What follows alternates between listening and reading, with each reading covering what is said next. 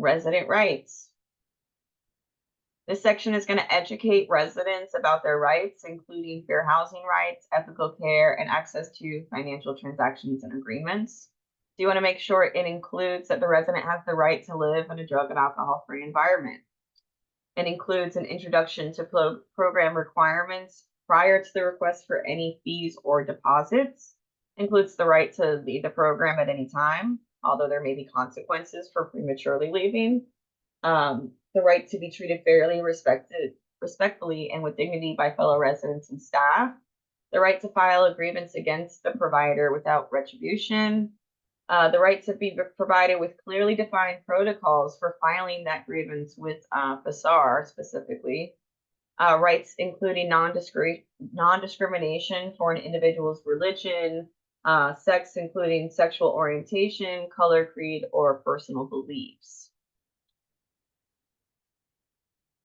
Rights including being given a copy of all executed documents and copies of all financial transactions with the resident and the provider within a reasonable amount of time.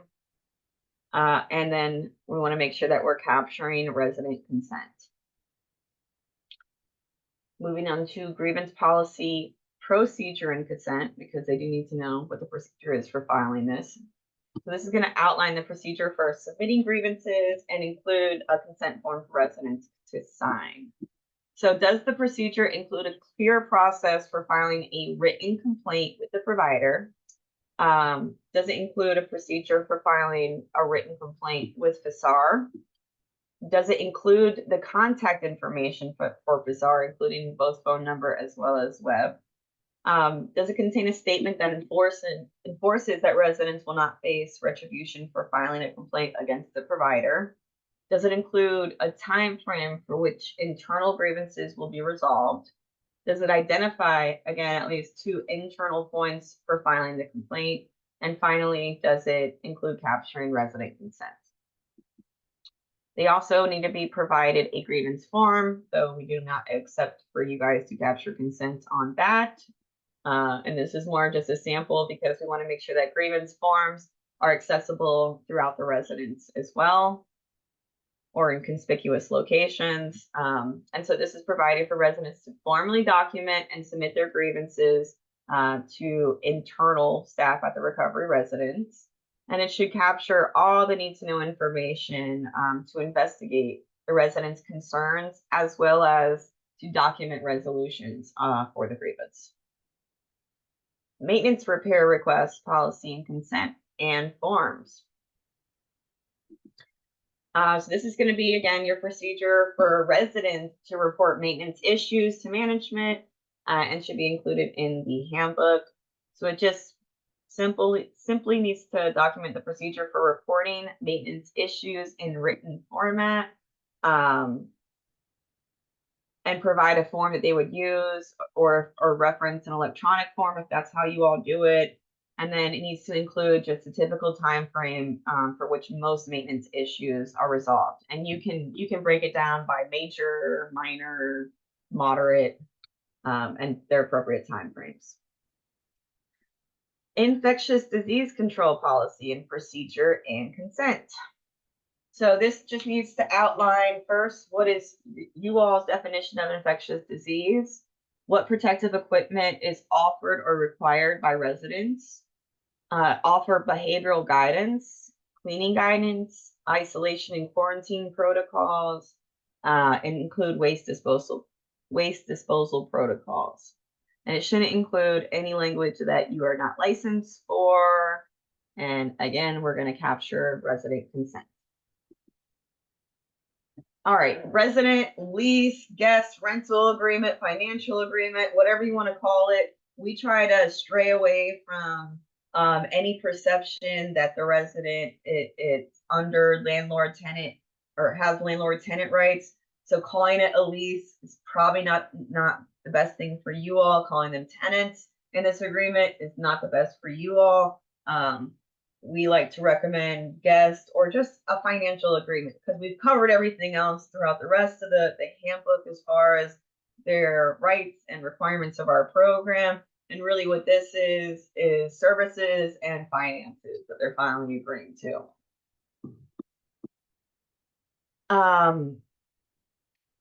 So we want to make sure that it does include refund policies and procedures, any potential costs for services or ancillary charges for which the resident is responsible for.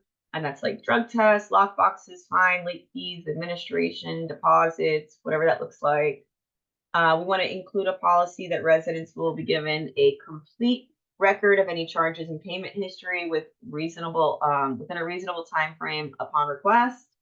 The refund policy needs to include that returns are going to be made within 10 days of departure from the home. Needs to include any circumstances for which the resident would forfeit any deposits and or fees for like including prematurely leaving the home or relapse or whatever that looks like for you all. And then we want to make sure that we are capturing resident consent.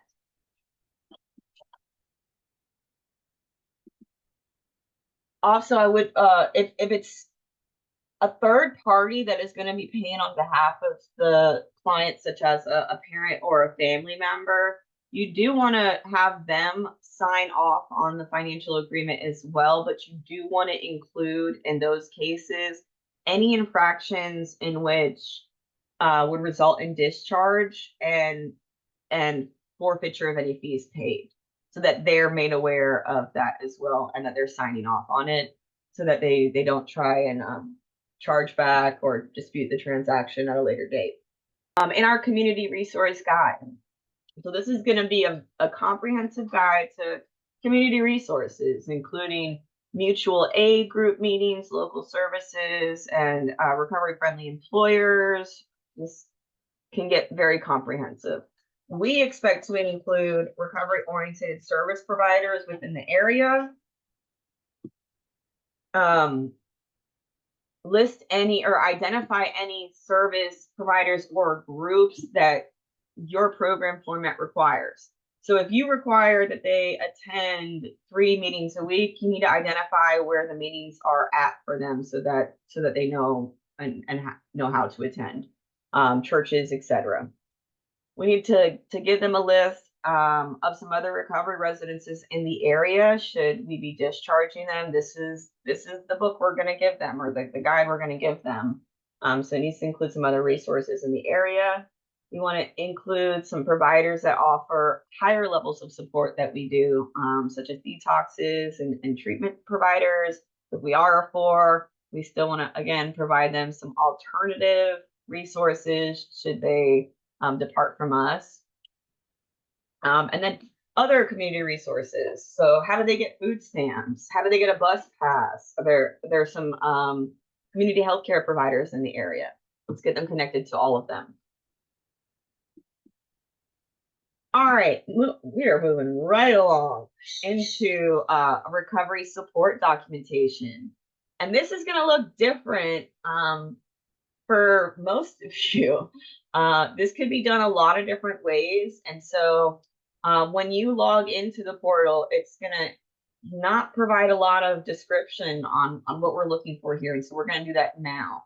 So recovery support documentation is going to be how you guys are documenting the resident's progress through your program and adherence to your program's requirements. So this is vital for monitoring and mentoring individuals in their recovery journey. And so this is going to be any and all materials, forms, spreadsheets, electronic records, used to track the individual's progress in recovery, accumulation of recovery capital, and adherence to your program requirements. So some program administrative documents could include mutual aid group trackers, recovery planning instruments, goal sheets that outline the resident's goal, but also documents they achieve their goals and time frames, relapse prevention plans. This could also include relapse planning agreements, so agreement outlining strategies and prevent and address relapse triggers, recovery capital assessments and plans after post assessment. So this identifies the individual's recovery capital strengths and areas of improvement, and then corresponding plans on how we're going to strengthen any barriers to recovery or unmet service needs, along with strengthening what is already stronger as far as the recovery capital assessment goes. Progress notes, a lot of you level 4s we're gonna see a lot of these things in treatment plan reviews, and progress notes. So this is just detailed documentation of any milestones, progress, challenges, just little notes. 12-step workbooks. So these could be guides and resources to support the individual working through 12-step recovery process. And this is just, what are we providing them? Recovery progress evaluation. So gratitude logs, they may maintain gratitude logs to cultivate a positive mindset and recognize blessings in their recovery journey. Check-ins with their sponsor. So regularly scheduled sponsor check-ins ensure ongoing support and guidance in the recovery process. I'll see a lot of this in level 1s and 2s in your house meeting minutes. That's just a really simple way to capture this information, and it could just be a spiral notebook that your house manager is just going through and doing a check-in and making sure that they're documenting those check-ins. John has a job, Bill's looking for employment, John's made 5 meetings this week, and just make sure that they detail those notes. And we talked about the provider's progress notes for our level 4s. So we want to make sure that we're documenting those meaningful activities in recovery housing. And why is it that we are asking for a minimum of 3 meaningful, measurable requirements? And that's because of a research that actually we initially funded and did here in Florida with Dr. David Best, where we took 400 residents and we did a research on their recovery capital over a 2-year period. And we found out that residents that participated in at least three meaningful activities in the community that were social model focused, along with a community integration element, were 210% more likely to stay in recovery and have long-term sobriety in their journey while living in a certified recovery residence than those that were not participating in those activities. And so that is now the model across the country. And so we want to promote recovery capital, length of stay in recovery residences, and engaging in those meaningful activities within the community enhances the individual's recovery capital. And we know that, and that's evidenced at this point. Residents engagement. So we want to monitor residents' participation in those 3 meaningful activities, along with that 1 community integration element. So program customization. You all are going to look at your program's needs, and your recovery support documentation should be tailored to the specific needs of your program. You want to make sure that the documentation is documenting the requirements of your program and making sure that you're documenting any measurable activity that is a requirement of the program, because that's what we're going to be looking for. If you say they need to get a job in 2 weeks and make 5 meetings a week and be on step 6 by 4 months from now, we're going to be looking that you guys actually held them accountable to that. So clear documentation. It should be within the scope of your recovery path and align with the recovery path that you guys follow in your program. Although there may be some deviations made for individual residents, we want to kind of focus on stay in our lane, right? Stay in our lane. And then also document and consider the priority needs of our population and the priority population that we may serve.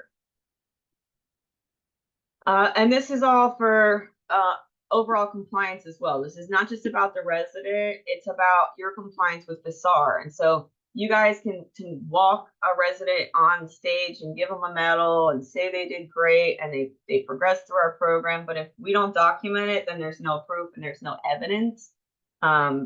And as FSAR develops more and more, this will become more uniform in nature to where we can have evidence-based protocols in place to take to our legislators, to take to our state, and show them what a great job that we're doing.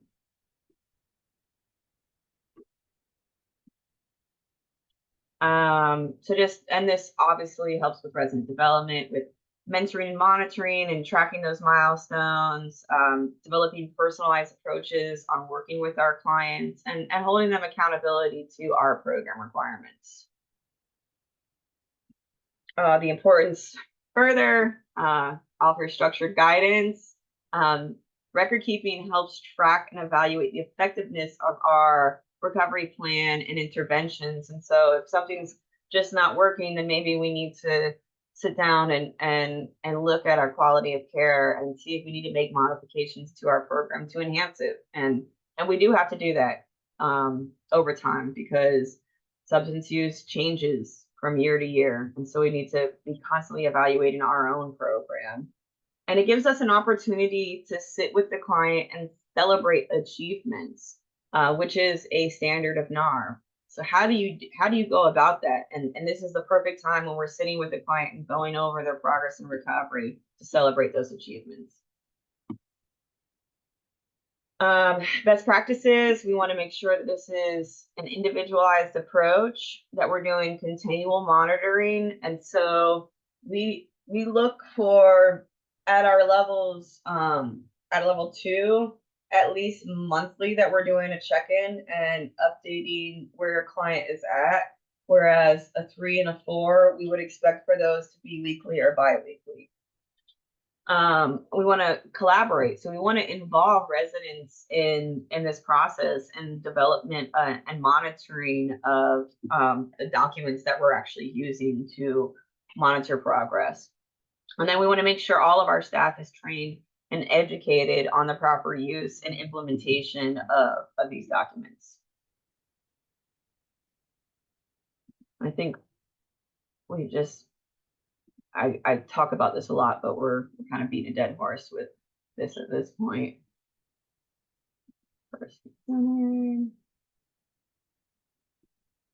Okay. Moving on to location documentation. First, we need to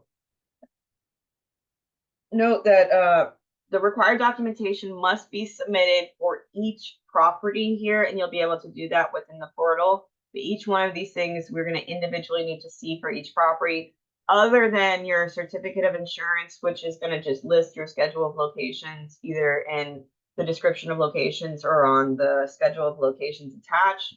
But the rest of it, we're going to need to see individual files for each location.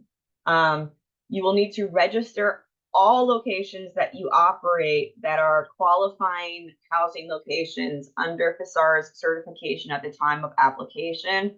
Certification is not a la carte. We are looking at your entire program as it relates to housing. And so you need to list any housing that is currently open at the time of application. You need to report any new houses that become open within 72 hours of the first resident moving in, stepping foot on the property. You can do so in advance. If you purchase a property and you're doing renovations, you can let us know. But the requirement is 72 hours of the first resident stepping foot on the property. You need to make sure that you register that property with FSAR as an additional location. So the first thing we need to provide FSAR is an acknowledgement letter or a lease from property owners. And the lease would need to specify some information for that to be considered compliant. In lieu of that, we want to have a acknowledgement letter. And so that needs to, if the property is not owned by you, if it's owned by a third party, if it's owned by a family member, if it's leased, we need to provide this. If you own the property, we do not need to see that. You're just going to dictate that you own that property at the time of application, and we're not going to look for this document. But we need to, in the letter, it needs to acknowledge what we're using this property for, or in the lease agreement. So this needs to specifically put that this is a recovery residence. It's being used to house individuals with substance use disorders, anything along those lines that's very clear on its intended use and what we're using this property for. and then also provide contact information for whomever owns the property should the need come to contact them for any reason. We need to see a copy of your general liability insurance, and we do not want the binder. Do not send us the binder. We are not going to look at the binder. We need to see your certificate of insurance, otherwise known as your COI or cord statement. That is all we want to see. If you have a lot of locations, and again, the locations are not listed on that first page at the bottom under description of locations, we will take a second sheet of paper with the schedule of locations. But that is all we want to see. If you do send us the binder, then we're just going to bump it back to you and request the certificate of insurance or your COI statement. And that's going to be in regards to your commercial general liability coverage. We do not dictate your coverage limits. There's no minimum maximum as far as FAR is concerned. We recommend that you work with your insurance agent to obtain the appropriate amount of coverage for your organization. But we are not insurance agents and we are not insurance experts. So talk to a professional about what coverage is appropriate for you. We just need to make sure that you do have the general liability coverage. We need to make sure that PSAR is listed as an additional named insured to that policy. And we're going to want to see that listed on the COI statement under certificate holder or additional certificate holder. And then we want to make sure that your policy is in the name of the application that you're seeking. So if it doesn't match up, we're going to have questions there. If it's under a holding company, you're going to need to provide its additional documentation as far as how corporations are related to each other, whether it's through a fictitious name registration or otherwise. So this is the safety self-assessment checklist, and we're going to want to see these for each property. We want to make sure that routine maintenance and safety inspections are being conducted at your homes and documented. And a log of such inspections that are being done by you all should be maintained at each one of those locations and available to certification staff upon request. The checklist should include fire safety safeguards, property standards as defined by NAR, and verification of required postings have not been removed or altered. And NAR has developed this specific self-safety assessment, and it's available for you all at the time of application. It's right there under the documentation list for you all, and I'm sure it'll be available on the website, or Anthony and Sarah can provide to you. We'll be sending it out after this training, ahead of time. And then evacuation maps. So an evacuation map for each house is required to be provided, and as well as posted in common areas in each house. It should have a layout of each property or unit with bedrooms and all exits clearly marked. It also needs to include the designated meeting location outside of the property in the event of an emergency. And I love walking into homes and seeing the evacuation map in 95% of cases directly next to the front door, because that makes a lot of sense. Only 5% do I see them in a bedroom or somewhere else. In most cases, it's pretty obvious on where the exit is. Although I did visit some homes in Delaware, I can remember a specific building that I got lost in and would need an evacuation map.